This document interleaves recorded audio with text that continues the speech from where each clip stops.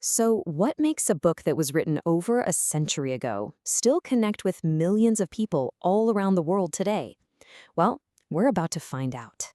We're going to take a guided tour through the 13-chapter journey laid out in Steps to Christ, which is easily one of the most influential spiritual guides ever written.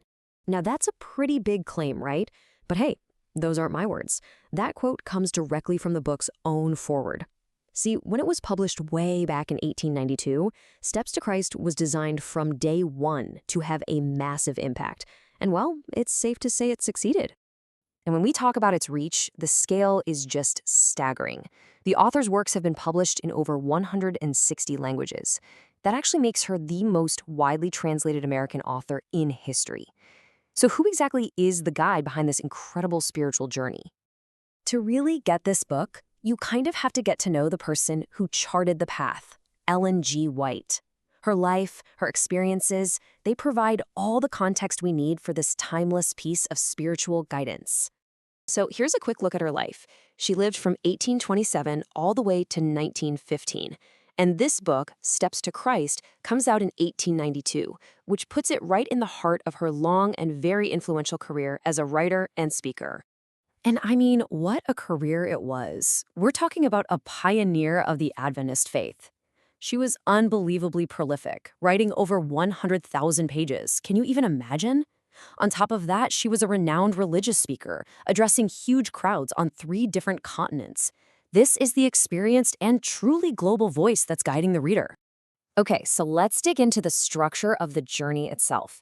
The book is really laid out in 2 main parts. The first 6 chapters map out the foundational steps. The very beginning of the path to building a relationship with Christ. You can really see how deliberate this progression is. It all starts with the foundation, God's love for man. From there, it moves inward to a personal realization of need.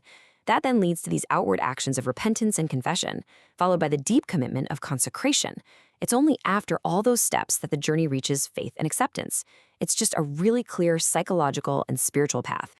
But the journey doesn't just stop there, right? Acceptance isn't the finish line. The second half of the book is all about how the path continues. Once you've taken those first steps, the focus shifts to the practical side of things, the ongoing journey of a disciple. So this section is all about practice and growth. It deals with the real-world stuff of any long journey, testing your commitment, maturing spiritually, and finding your purpose. It also covers the tools you'll need, like deepening your knowledge and prayer. And, maybe most importantly, it gives you a guide for what to do when you start to doubt. After navigating the initial steps and all the challenges of the ongoing journey, the path leads to its ultimate destination. Chapter 13, Rejoicing in the Lord, frames the outcome not as some heavy obligation, but as a source of deep, genuine joy. So, when you see all these pieces together, the book's purpose just snaps into focus. This isn't just a random collection of spiritual ideas, it's a meticulously structured map, a guide with a timeless mission and a very specific destination. And this is the guide that has helped millions of people find their way. First published over a century ago, its simple, direct approach keeps resonating with a massive audience all over the world. It's a true classic. And, the book's mission is stated right there in its purpose, to point the reader to Jesus Christ as the only one who can meet the deepest needs of the soul. That profound clarity, that's where it gets its enduring power. And that leaves us with this one big question, doesn't it? In a world that has changed so dramatically since 1892, what is it about this simple 13-step journey that allows it to remain a global bestseller, connecting with people across so many different cultures and generations?